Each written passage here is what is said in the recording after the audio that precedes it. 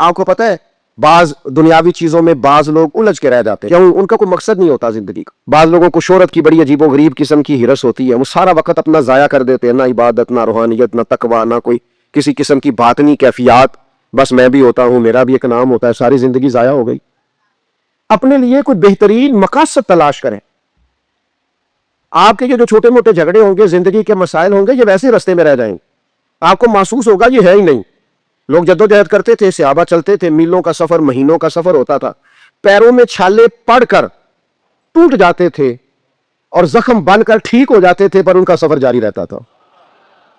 بڑے زخم لگے، بڑے زخم ٹھیک ہوئے، پر وہ سفر جاری ہے۔ اپنے مقاصد کا تعین کریں۔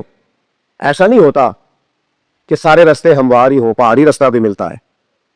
ایسا نہیں ہوتا کہ سب رستوں کے اندر سڑکیں ٹھیک ہی بنی ہوں، ٹوٹے رستوں سے بھی گزرنا پڑتا ہے۔ ایسا نہیں ہوتا کہ ہر جگہ طبیعت آپ کی ٹھیک ہی ہو، بیماری اور تکلیف کے وجود کے ساتھ ہی آپ کو آگے بڑھنا ہے۔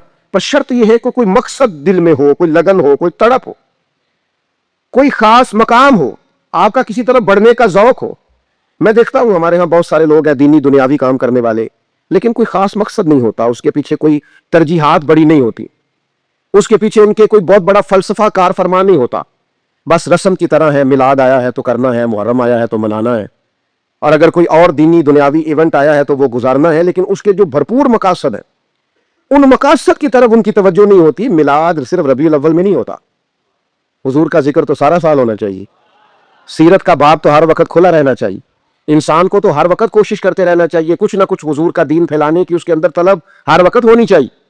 امام حسین کا پیغام صرف 1 سے 10 محرم تک نہیں ہے، یہ آج جو کچھ پوری دنیا میں ہو رہا ہے اور جو جس طرح اسرائیل دندناتا پھر رہا ہے، یہ ساری یزیدی سوچے ہی تو ہے، اور اس کے مقابلے میں آگے بڑھ کے اگر کوئی لڑ سکتی ہے تو فکر امام حسین ہے۔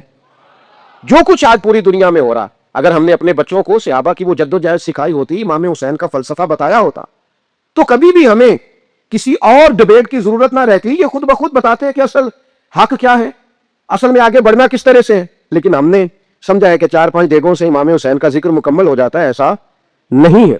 تو ایک مقصد حیات، پھر اس مقصد کے تحت ضروری نہیں کامیابی بھی ملے، یہ بھی ضروری نہیں کہ آپ جیت کے ہی سوئے۔ ہر آدمی کا جیتنا ضروری نہیں ہوتا، لڑنا ضروری ہوتا ہے۔ 14 صحابہ بدر میں شہید ہو گئے تھے، انہوں نے تو مکہ فتح ہوتے نہیں دیکھا، لیکن فتح مکہ میں سب سے زیادہ کردار ان 14 لوگوں کا ہے جو بدر میں شہید ہوئے۔ وہ کامیابی کی پہلی سیڑھی بنے تھے۔ جو 70 صحابہ احد میں شہید ہو گئے تھے، انہوں نے مکہ فتح ہوتے نہیں دیکھا میرے دوستو، انہوں نے وہ بلندیاں، وہ عروج، وہ بڑے بڑے مال غنیمت کے ڈھیر انہوں نے نہیں دیکھے۔ جو اسلام کے پاس بعد میں قوت آئی، دولت آئی، وسائل آئے، وہ انہوں نے نہیں دیکھے، لیکن حضرت امیر حمزہ کا خون کبھی اسلام میں بھلایا نہیں جا سکتا، حضرت عبداللہ بن جہش کی دعائیں بھلائی نہیں جا سکتی، حضرت سعد بن معاذ کا جذبہ بھلایا نہیں جا سکتا، حضرت مصعب بن عمیر نے اس طرح جان قربان کی تھی کہ آخری وقت کفن بھی پورا موجود نہیں تھا۔ تو کیا بھلائے گی تاریخ ان لوگوں کو؟ اسلام کا جھنڈا پورے طور پر پوری دنیا میں اس طرح سے لہراتا بظاہر نہیں دیکھا، لیکن ان کی قربانیاں بھلائی جا سکتی؟ تو کوئی مقصد تو بنائیں۔